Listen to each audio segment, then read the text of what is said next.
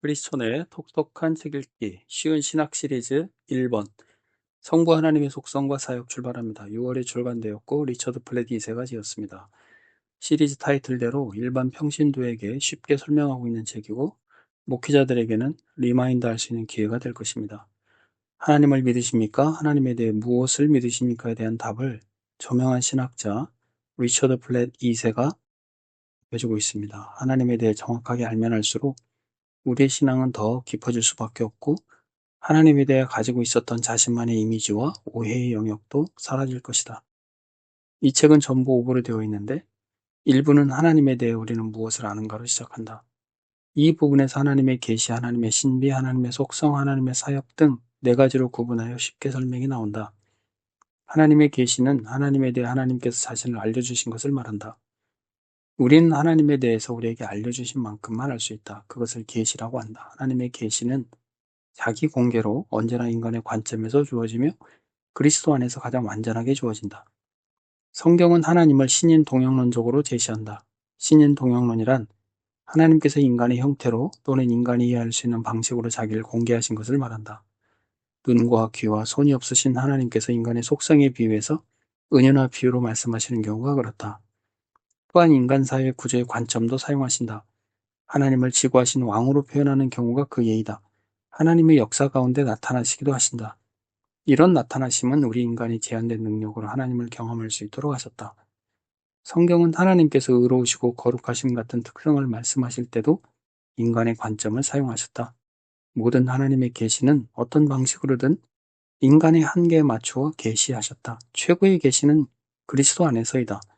골로새서 1장 15절은 하나님이 인간의 관점에서 자신을 알리신 궁극의 자기 계시가 예수님이라고 말한다. 그는 보이지 아니하는 하나님의 형상이시요 모든 피조물보다 먼저 나신 이시니. 하나님의 계시의 유형은 두 범주인데 하나는 일반 계시 혹은 자연 계시라고 부른다. 하나님이 창조하신 선한 것들, 즉 피조물에 존재하게 하신 선한 것들을 관찰하면서 하나님에 대한 진리를 배울 수 있다. 두 번째 범주는 일반 계시에 대한 우리의 해석을 인도할 초자연적인 수단을 통한 계시를 말한다. 하나님은 성령의 영감을 받은 선지자들과 사도들을 통해 자신을 알리셨고 성경으로 전해준다. 가장 위대한 특별 계시는 그리스도이시다.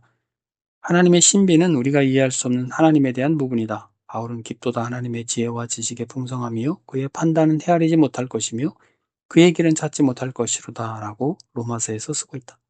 하나님은 무한하심으로 우리가 상상할 수 있는 것보다 무한한 신비를 가지고 있다. 고린도전서 13장에서 하나님에 대한 진리를 거울로 보는 것처럼 희미하다고 바울은 말한다. 이 신비는 신실한 신자라도 때로는 모르겠습니다라고 인정하게 만든다. 우리를 겸손하게 하고 어린아이처럼 하나님을 신뢰하게 만든다. 예로 삼위일체의 논리를 우리가 완전하게 설명할 수 없다. 참 하나님이시자 참 사람이신 예수님이시라는 사실을 논리적으로 설명할 수 없다. 하나님이 섭리로 인간의 일들을 어떻게 다스리는지 알 수 없다. 하나님의 신비는 한시적인 신비, 즉 일정 기간이 지나면 드러나는 것으로 한시적 신비 중 최고는 예수 그리스도께서 이 땅에 오셔서 밝혀주신 것들이다. 영원한 신비, 즉 영원토록 우리 인간에게 알려주시지 않은 신비를 전통신학에서는 하나님의 불가해성이라고 말한다. 불가해성에 대해 하나님은 이렇게 친히 말씀하셨다. 이는 내 생각이 너희의 생각과 다르며 내 길은 너희의 길과 다름이니라. 여호와의 말씀이니라. 이는 하늘이 땅보다 높음 같이 내 길은 너희의 길보다 높으며 내 생각은 너희의 생각보다 높음이니라. 이사야 55장에 나오는 말씀이다. 하나님의 속성을 이어서 살펴보자. 하나님의 속성은 본질과 특성, 장기적이고 단기적인 하나님의 나타내심 등으로 구분한다. 아우쿠스 부르크 신앙고백 제1조에서 신적 본질을 언급하는데 하나님은 영원하시고 몸이 없으시며 부분이 없으시고 무한한 능력과 지혜와 선하심을 지니셨다라고 말한다. 본질적인 특징을 알 수 있는 부분이다. 이 중 공유되는 속성과 공유되지 못하는 속성이 있는데 공유되는 속성은 우리의 불완전한 인간에게 그나마 공유되는 능력, 이해, 선하심 등이다. 공유되는 속성은 우리가 하나님을 더욱 닮아가야 하는 부분이기도 하다. 하나님에 대해 무엇을 아는가의 마지막 네 번째는 하나님의 사역에 대한 부분이다. 하나님이 행하셨고 행하고 계시며 행하실 일을 사역이라고 하는데 그 영원한 목적에 따라 행하시는 사역을 보자. 하나님을 만물의 제1원인으로 묘사한다. 매 순간 발생하는 모든 사건의 배후에 계시는 궁극적인 원인이 되신다는 표현이다. 아리스토텔레스에게서 조직 신학자들이 차용해온 표현이다. 제2 원인도 있는데 사건을 발생시키는데 실제적이지만 2차적인 역할을 하는 피조물이나 사물을 말한다. 에베소서 1장 11절에서 바울은 하나님이 모든 일을 그의 뜻의 결정대로 하신다고 말한다. 하나님의 목적은 좌절되지 않고 신비스럽게도 하나님의 계획을 이루어 가신다. 하나님의 주된 사역은 창조의 사역과 섭리의 사역으로 구분할 수 있다. 특히 섭리의 사역은 피조물을 보존하시는 사역이다. 라틴어 프로비덴시아에서 나온 용어인 섭리는 무엇을 돌보다, 무언가를 보살피다 라는 의미다. 하나님께서 보존하시고 유지하시는 돌봄이 없다면 피조계는 그냥 무너지고 말 것이 분명하다. 2부는 하나님은 우리와 어떻게 다하신가라는 제목으로 비공유적 속성과 하나님의 속성의 통합에 대해 살펴본다. 하나님이 하나님 되심은 어떤 본질 때문인가라는 물음에 대한 답을 제시하는 부분이다. 그 답은 당연히 성경을 통해서 제시해 주신다. 하나님은 위대하신 주권자로서 비할 데 없으시고 견줄 데 없으시며 필적할 상대가 없으시고 완전히 지구하시다는 점을 성경은 강조한다. 신앙 고백서 중 벨기에 신앙 고백서에서는 하나님의 단순성, 영원성, 불가해성, 비가시성, 불변성, 무한성을 비공유적 속성으로 다룬다. 웨스터민스터 소유리 문답 제4문에서 하나님은 어떤 분인가에서 무한하시며 영원하시며 불변하시는 영이다. 존재와 지혜와 능력과 거룩하심과 공의와 선하심과 진실하심에서 그러하다 라고 답한다. 대체로 공통된 견해로 신학자들은 하나님은 무한하시며 영원하시고 불변하심을 말하며 가장 중심이 되는 표현은 하나님의 초월성이다. 피조물의 한계에 제한을 받지 않으시고 피조물 위에 피조물을 벗어나 계신다. 그러면서 동시에 하나님의 내재성으로 인해 피조물에 관여하신다. 초월하여 계시지만 우리와 함께 하시는 분이시다. 대표적인 성경 구절은 시편 115편 3절인데 우리 하나님은 하늘에 계셔서 원하시는 모든 것을 행하셨나이다 이다. 하늘에 초월하여 계시지만 피조물 가운데서 원하시는 모든 것을 행하시는 분이시다. 이어지는 하나님의 속성의 통합은 비공유적 속성과 공유적 속성이 별도로 작용하는 것이 아니라 서로 긴밀히 연관된 것으로 이해하게 한다. 하나님께서 피조물과 공유하시는 속성으로 대표적인 것들은 다음과 같다. 하나님의 존재성, 지혜, 능력, 거룩하심, 공의로움, 선하심, 진실하심 등의 일부는 피조물과 공유하신다. 이어지는 3부는 하나님은 우리와 어떻게 같은가라는 제목으로 피조물과 많은 유사점이 있는 점을 알려준다. 공유적 속성에 대해서 살펴보는 부분이다. 성경은 자주 하나님과 피조물을 비슷하게 묘사하곤 한다. 거룩함, 공의, 의, 선함, 충성, 사랑, 능력 같은 부분은 하나님께만 아니라 피조물의 다양한 측면에도 적용된다. 하나님께서 창조주이심을 아는 성경 저자들은 하나님이 피조물에게 부여하신 선한 특성들에 주목하므로 하나님에 대한 사실을 추론해냈다. 또한 성경은 우리가 인간에 대해 숙고하면 하나님에 대해 훨씬 더 많이 알 수 있다고 가르친다. 하나님은 다른 어떤 피조물보다 인류에게 하나님을 닮은 존재가 되는 영광을 더 많이 부여하셨으며 이 유사성은 하나님의 공의적 속성을 탐구할 수 있는 확고한 성경적인 근거가 된다. 인간이 하나님의 형상과 모양이므로 성경은 자주 하나님과 인간을 비교하므로 하나님이 어떤 분이신지를 보여준다. 예를 든다면 하나님을 아버지라 부르기도 하고 하나님을 농부에 비유하기도 한다. 하나님은 왕, 목자와 남편도 되신다. 인간이 어떻게 하나님을 닮았는지 세 가지 주요 특성의 신학자들은 주목했다. 첫째는 지적 특성인데 인간은 지상의 다른 피조물보다 지적으로 우월하다. 이는 하나님을 닮았다. 둘째, 인간의 의지적 특성으로 하나님은 우리에게 선택할 능력을 주셨다. 세 번째, 도덕적 특성이다. 우리가 선택하는 도덕성에 우리는 책임을 져야 한다. 그렇다고 해서 하나님의 모든 공의적 속성이 매일 매순간 모든 사람에게 명백하게 드러난다는 의미는 아니다. 이 공의적 속성을 포함한 하나님의 모든 속성은 제한이 없고 시간에 구애받지 않으며 전혀 변화를 겪지 않지만 피조물을 상대하시면서 자신의 속성을 다양한 방식으로 나타내신다. 이는 한시적이기도 하고 상당 기간에 걸쳐 나타내기도 하신다. 하나님은 예측할 수 없는 방식으로 자신의 속성을 나타내신다. 하나님의 공의적 속성을 나타내 보이시는 방식을 잘 분별하는 것은 하나님에 대한 올바른 기대를 품는 데 매우 중요하게 작용한다. 성경에서 하나님은 무한, 영원, 불변성 앞에서 겸손하게 하나님을 섬기며 경배하라고 요구하면서 동시에 하나님의 공의적 속성을 본받으라고 거듭하여 요구하신다. 예를 들면 예수님은 너희 아버지의 자비로우신 같이 너희도 자비로운 자가 되라 라고 말씀하셨다. 바울도 비슷한 교훈을 주는데 친절하게 불쌍히 여기며 서로 용서하도록 권한다. 베드로도 너희를 부르신 거룩한 이처럼 너희도 모든 행실에 거룩한 자가 되라 라고 하신다. 우리는 성령이 우리 삶에 역사하셔서 우리가 온전히 그리스도를 본받을 날을 위해 우리를 준비시킨다는 것을 굳게 확신하면서 성경의 여러 가르침에 순종한다. 사도 요한은 그가 나타나시면 우리가 그와 같을 줄을 아는 것은 그의 참모습 그대로 볼 것이기 때문이니 주를 향하여 이 소망을 가진 자마다 그의 깨끗하심과 같이 자기를 깨끗하게 하느니라 라고 한다.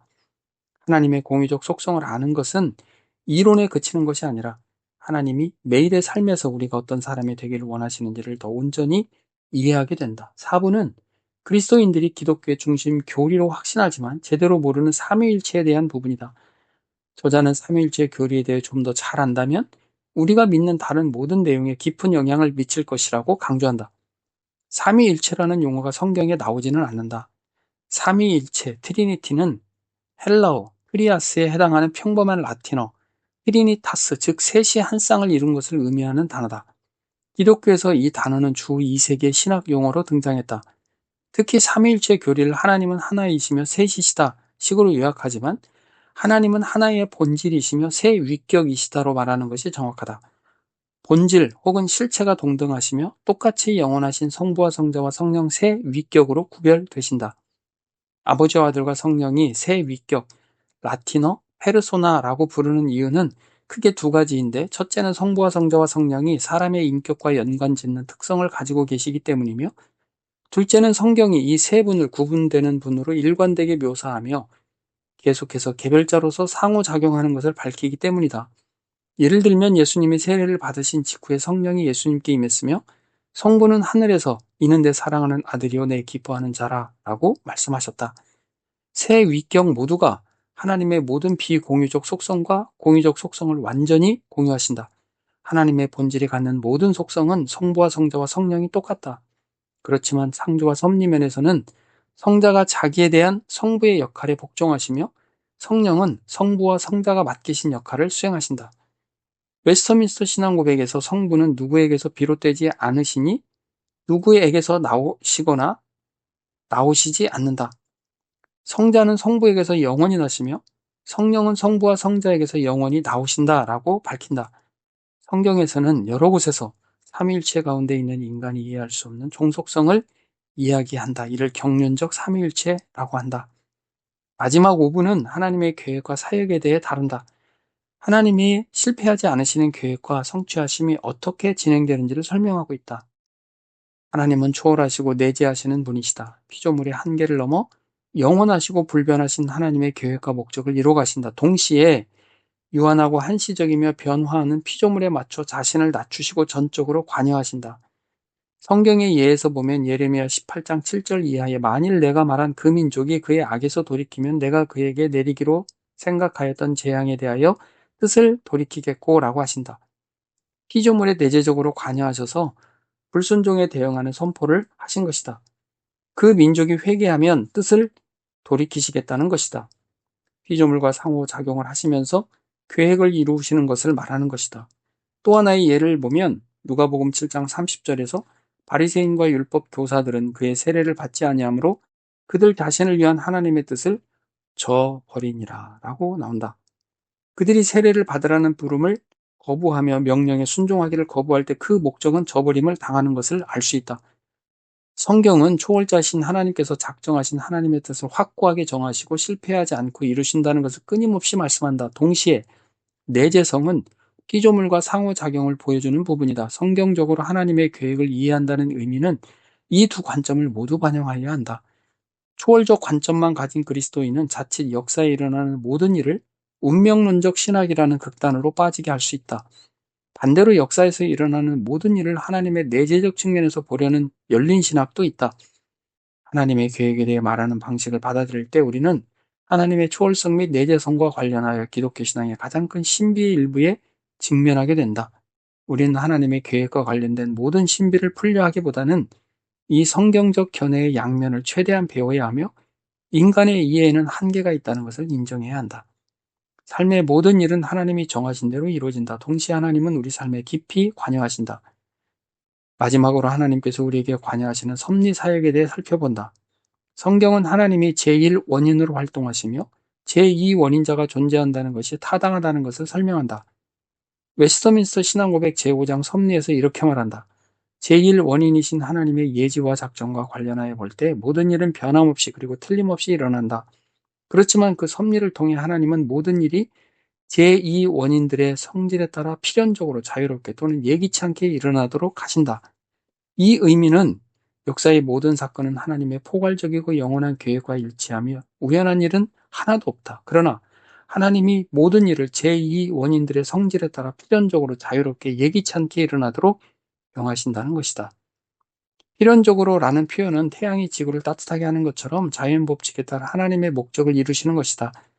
자동적인 생물학적인 과정들이 우리 주변에는 많다. 수많은 제2원인들이 필연적인 상호 연결을 통해 역사가 하나님의 목적을 향해 가게 한다. 자유롭게라는 표현은 제2원인들은 행위의 결과가 반드시 의지가 있는 피조물이 의도한 결과는 아니라는 의미에서 자유롭다. 하나님은 모든 결과를 통제하시기 때문이다. 따라서 제2원인들은 무작위적이거나 비의도적이거나 돌발적인 많은 결과를 만들어낸다.